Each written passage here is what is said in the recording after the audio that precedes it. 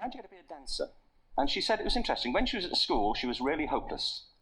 And the school in the 30s wrote to her parents and said, we think Gillian has a learning disorder. You couldn't concentrate, she was fidgeting. I think now they'd say she had ADHD. Wouldn't you?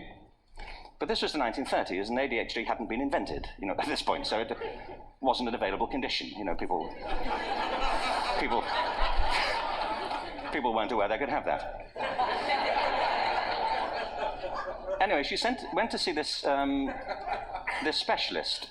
So this oak-panelled room, and she was there with her mother, and she was led and sat on this chair at the end, and she sat on her hands for 20 minutes while this man talked to her mother about all the problems Gillian was having at school.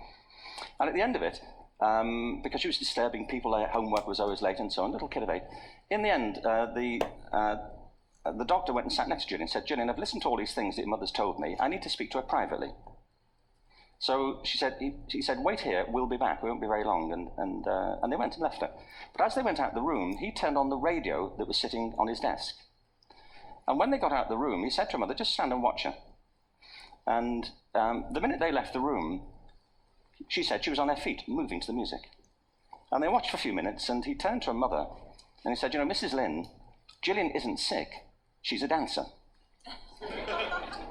Take her to a dance school. I said, what happened? Said she did. I can't tell you how wonderful it was. We walked in this room, and it was full of people like me. People who couldn't sit still. People who had to move to think. They did ballet, they did tap, they did jazz, they did modern, they did contemporary. She was eventually auditioned for the Royal Ballet School. She became a soloist. She had a wonderful career at the Royal Ballet. She eventually graduated from the Royal Ballet School, found her own company, the Gillian Dance Company, met Andrew Lloyd Webber. She's been responsible for some of the most successful musical theatre productions in history. She's given pleasure to millions, and she's a multi-millionaire. Somebody else might have put her on medication and told her to calm down. Now, I think...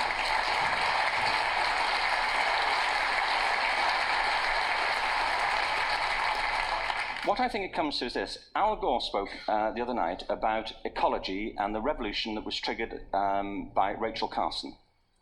I believe our only hope for the future is to adopt a new conception of human ecology, one in which we start to reconstitute our conception of the richness of human capacity. Our education system has mined our minds in the way that we strip mine the earth for a particular commodity, and for the future, it won't serve us. We have to rethink the fundamental principles on which we're educating our children. There was a wonderful quote by Jonas Salk, who said, if all the insects were to disappear from the earth, within 50 years, all life on earth would end. If all human beings disappeared from the earth, within 50 years, all forms of life would flourish. And he's right.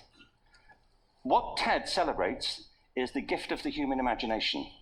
We have to be careful now that we use this gift wisely and that we avert some of the scenarios that we've talked about. And the only way we'll do it is by seeing our creative capacities for the richness they are and seeing our children for the hope that they are.